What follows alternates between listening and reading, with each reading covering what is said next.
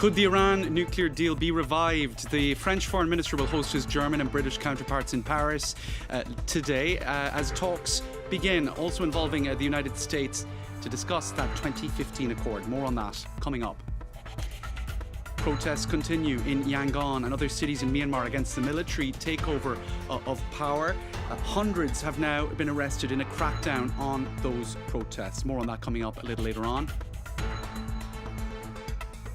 And in Australia, there's a backlash against Facebook's ban on sharing news on its platform. Now, government, health and emergency websites have also been blocked in a clash between the social network and the Australian government. More on that later on. Thanks for watching France 24. I'm James Creedon. Now, top diplomats from European powers and the US will hold talks today to see how to revive the 2015 Iran nuclear deal. The French Foreign Minister Jean-Yves Le Drian will host his German and British counterparts here in the French capital. The US Secretary of State Antony Blinken will join via video conference. Now, earlier we spoke to Reza Sayeh in Tehran for her take on today's talks. Tehran has long made its position clear, and its position is that the ball is in the court of the Biden administration in Washington, and the ball is in the court of the European signatories. And that position was reiterated yesterday in a televised address by Iran's Supreme Leader Ayatollah Khamenei, who said that it's time for action and not words. From Iran's point of view in the European signatories and the Biden administration to take a significant step, a substantial step towards restoring the nuclear deal and lifting some of these U.S. sanctions that were imposed by the Trump administration as part of former President Donald Trump's maximum pressure campaign. In Tehran's eyes, they've waited long enough and they've been patient long enough. You'll recall that the Trump administration pulled out of the nuclear deal in 2018. Iran says it waited for 1 year until 2019 to see if the European signatories would salvage the deal. When that didn't happen, Iran started making moves to scale back its commitments. It started enriching more uranium, employing more advanced centrifuges. Those scaling back of its commitments have gotten more serious. Last month, it started enriching uranium at 20%. And next week, it's announced another deadline saying if the deal is not restored, that they're going to stop the so-called short notice inspections by the UN's nuclear watchdog. So this meeting today, presumably, is designed for the European signatories to get together with the Biden administration to see if they can de-escalate things to restore the deal. So certainly Iran will be watching closely. Protests continue in Myanmar with hundreds of thousands of people taking to the streets on Wednesday to demand that the military leaders step down. And that's despite security forces deploying tear gas, water cannon and rubber bullets. Indeed, hundreds have been arrested in a crackdown on those protests. The country's democratically elected leader Aung San Suu Kyi remains in custody. Cami Nedalek has the story. Protesters in Myanmar show no signs of giving up and were back on the streets on Thursday morning, even as the junta escalates its crackdown. The night before, security forces fired rubber bullets at protesters in Mandalay. Railway workers had halted trains as part of a civil disobedience movement.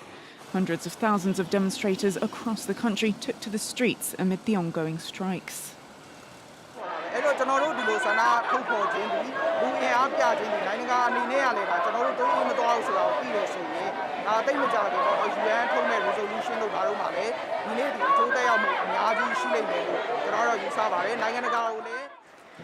The protests are also online.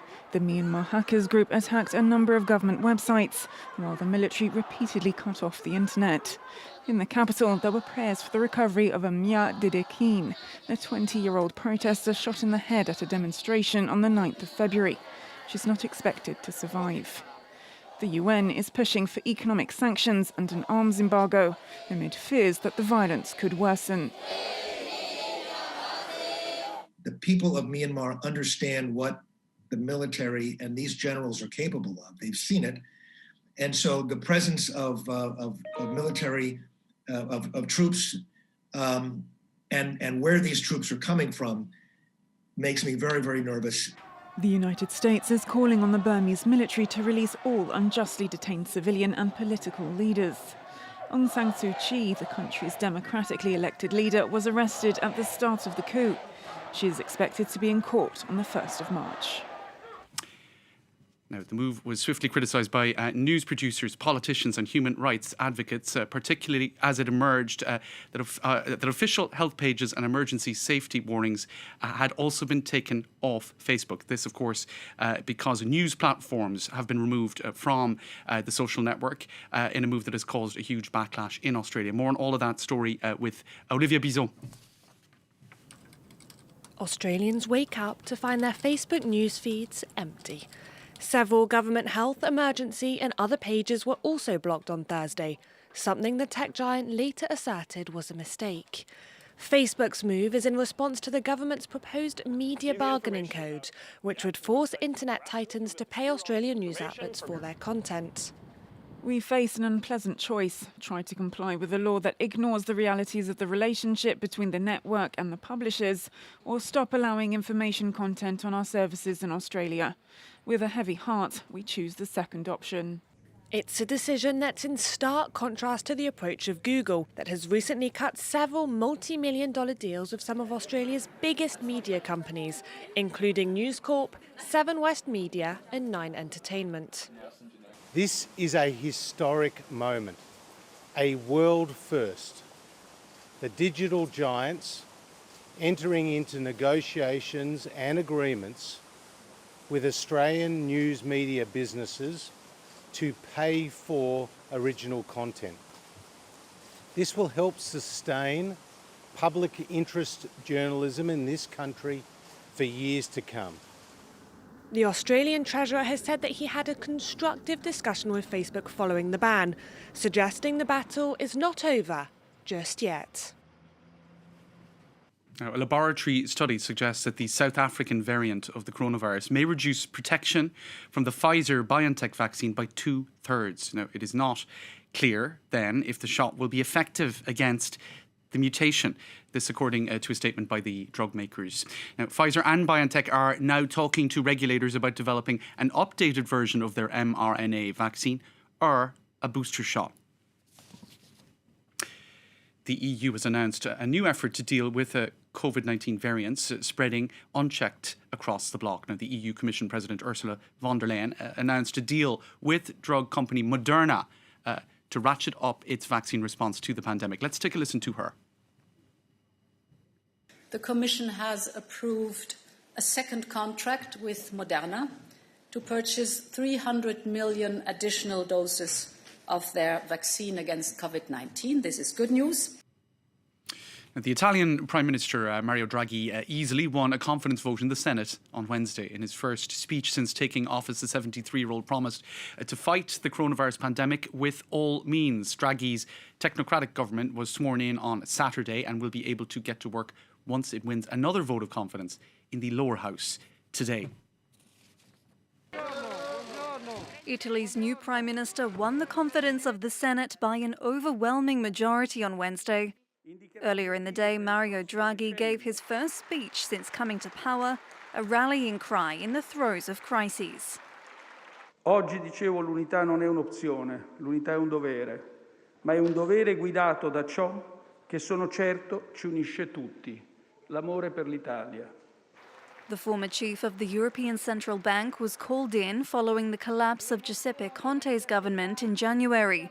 Challenges lie ahead. More than 94,000 lives have been lost to the pandemic, while a deep recession caused almost 450,000 people to lose their jobs last year. Draghi said emerging from COVID-19 would be his government's main priority. Una trincea dove combattiamo tutti insieme. Il virus è nemico di tutti ed è nel commosso ricordo di chi non c'è più che cresce il nostro impegno. Draghi's cabinet mixes politicians from rival parties and unaffiliated technocrats, but they'll need to set aside differences and agree on how to spend more than €200 billion in EU recovery funds by April. It's at the top of a long list of projects, including taking steps towards gender equality, a more united Europe, and ecological and digital transformation. First, though, Draghi will face another vote in the lower house this Thursday also expected to give him broad backing. Now, millions of Americans endured another frigid day without electricity or heat. This after a deadly winter storm left 2.7 million households without power. At least 30 people have been killed across 4 different states. Sharon Gaffney has the story. A blanket of snow across swathes of the US where people aren't used to such extreme cold snaps. A deadly winter storm has led to several deaths across 4 states, including some who perished while trying to stay warm inside their own homes. Millions remain without power in Texas due to a huge surge in demand. These people living in Houston have been forced to seek shelter at a local church. We left our house because it was really cold and we got poisoning, carbon monoxide poisoning. It was too cold to be at home with no food, no water.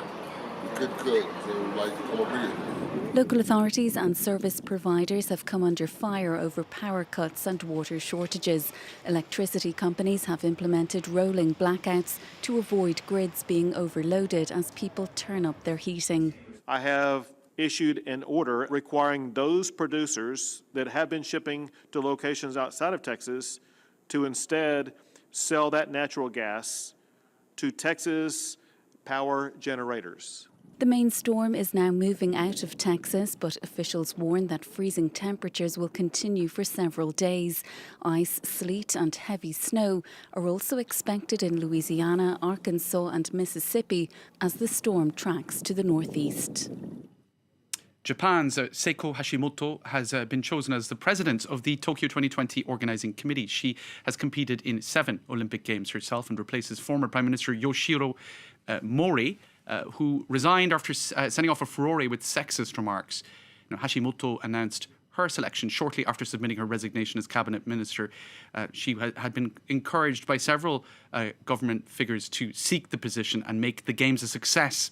Now, she will face a raft of tough issues as she takes the helm with less than 6 months to go before the Games kick off, having been postponed last year. NASA's rover Perseverance is nearing the end of its 7-month journey to Mars. It's the riskiest step yet in an epic quest to bring back rocks that could answer whether life ever existed on the red planet. Let's take a look at this report. It's the most advanced robotic laboratory ever flown to another planet. NASA rover Perseverance is heading for touchdown on Mars after a 7-month, 470 million kilometre journey. It's on a mission to gather rock and dust samples and to search for signs of microbial life. It's, of course, trying to make significant progress in answering one of the questions that has been with us for many centuries. Namely, are we alone in the universe? The US Space Agency says this is one of the most difficult missions ever undertaken. Long known as a death trap for spacecraft, other probes have crashed or burned up while attempting to land on the red planet. Scientists say that entering its atmosphere at a speed of more than 20,000 kilometres an hour will be the most challenging part. Mars' atmosphere is very thin. It's about 1% of Earth's atmosphere, so it's just enough atmosphere that we get really hot coming in, but not enough atmosphere to slow us down. If it lands successfully, this will be the 3rd trip to Mars this month, after spacecraft from the United Arab Emirates and China swung into orbit around the red planet last week. All right, more on that throughout the day here on France 24. Thanks for watching.